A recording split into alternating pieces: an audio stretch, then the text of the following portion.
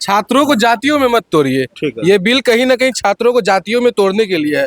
छात्र केवल छात्र होता है। यूनिवर्सिटी ग्रांट कमीशन ने जो रेगुलेशन लाया, पहली बात तो ये कोई बिल नहीं था, ये एक रेगुलेशन था।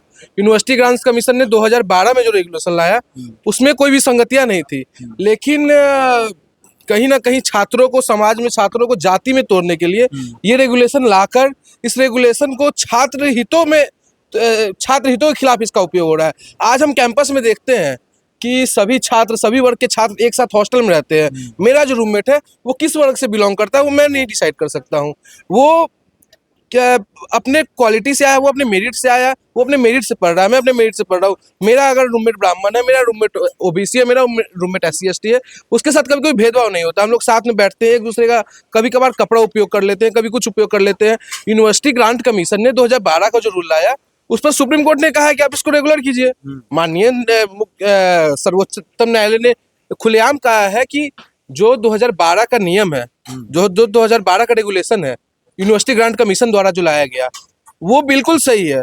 इस जो रेगुलेशन लाया गया है 2026 में 13 तारीख को जो रेगुलेशन लाया गया, उसमें जब हम उसके ऑब्जेक्टिव को पढ़ते हैं, देखिए ऑब्जेक्टिव में तो हम लोग लिखे हैं, देखिए ऑब्जेक्टिव में दिखाना चाहता हूँ। जब हम ऑब्जेक्टिव को देखते हैं तो उसमें क्लियर लिखा है to eradicate discrimination only on the basis. Hindi में ही पढ़ देता हूँ, हिंदी में बताइए। जब उसके उद्देश्य को हम पढ़ते हैं तो देखते हैं धर्म, नस्ल, जाति, लिंग और दिव्यांगता के आधार पर अनुसूचित जातियां, सामाजिक एवं शैक्षणिक रूप से पिछड़े मतलब OBC और आर्थिक रूप से कमजोर वर्ग मतलब EWS को भी इसमें इंक्लूड किया गया। लेकिन ऑब्जेक्टिव में और जब इसके अंदर के हम प्रोविजो में जाते हैं तो दोनों के आपस में कॉन्ट्राडिक्शन है। हम देखते हैं कि किस प्रकार जो है, जो अन्य जनरल छात्र के वर्ग के छात्र हैं उनको ये नहीं दिया गया है कि आप जो है खुद को प्रूव कीजिए कि मैं सही हूँ, पहले ही आपको मान लिया जाएगा कि आप गलत है। कानून का एक सीधा सा नियम है, bail is rule and jail is an exception. ठीक है, कोई व्यक्ति तब तक दोषी नहीं है जब तक उसको दोषी साबित न कर दिया जाए, वो तब तक निर्दोष है।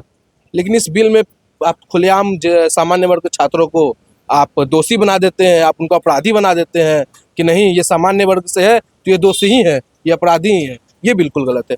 इसलिए माननीय सुप्रीम कोर्ट ने इस पर रोक लगाया है। विश्वविद्यालयों में लोग कहते हैं जातिवाद हो रहा है, इसलिए ऐसा जातिवाद के नाम पे काफी, रोहित वेमुला का एग्जाम्पल लेते हैं लोग, पायल का एग्जाम्पल लेते हैं।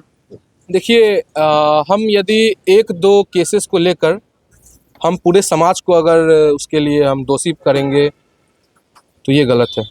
रोहित वेमुला के साथ हो सकता है, विश्वविद्यालय में, काशी हिंदू विश्वविद्यालय में 40,000 छात्र हैं। अब 40,000 छात्र में कुछ असामाजिक भी हो सकते हैं और 1-2 अगर इसमें गलत कुछ कर देते हैं और हम उसके लिए उन 40,000 को दोषी करार दें कि काशी हिंदू विश्वविद्यालय में तो यही होता है, काशी हिंदू विश्वविद्यालय के तो छात्र ही ऐसे हैं, तब ये गलत है। OBC समाज से है लेकिन समर्थन कर रहे हैं। बिल्कुल क्यों कर रहे हैं? क्योंकि एक लाइन में बता दीजिए, एक लाइन। क्योंकि सुप्रीम कोर्ट ने ये बताया कि ये इसका दुरुपयोग हो सकता है।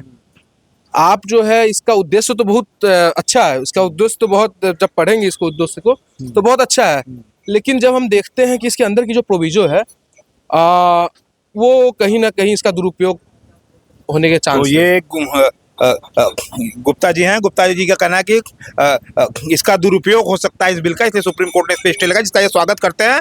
और UGC बिल जो है, UGC बिल है, उसका ये पूरी तरह से विरोध कर रहे हैं। सत्य संदेश के लिए जितेंद्र यादव, धन्यवाद।